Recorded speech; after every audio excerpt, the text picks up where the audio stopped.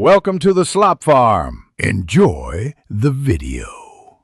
In this video, I will help fix your PlayStation 5 internet connection. We'll start with the fundamentals. Often, a simple restart of your console and your internet router can resolve many connectivity issues. Also, take a moment to inspect your network cable for any visible damage or loose connections. Finally, always ensure your PlayStation 5 system software is completely up to date. Updates often include network stability improvements. These initial steps are quick and frequently effective. For a more reliable connection, consider using a wired Ethernet cable directly to your router. This significantly reduces latency and improves stability compared to Wi-Fi.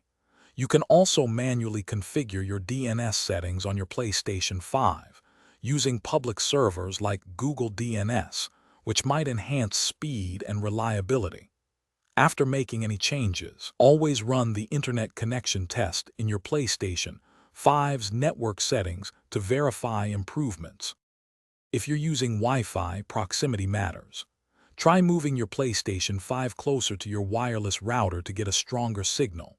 Also, consider switching your Wi-Fi frequency band to 5 GHz if your router supports it, as this often provides faster speeds, though with a shorter range.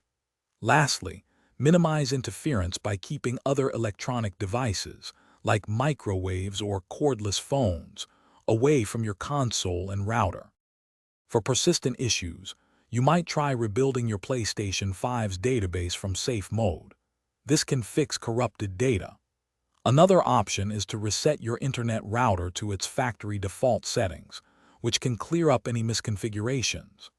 If problems still persist after these steps, it's best to reach out to your internet service provider for network-specific assistance or contact PlayStation support for console-related issues. They can offer more tailored solutions.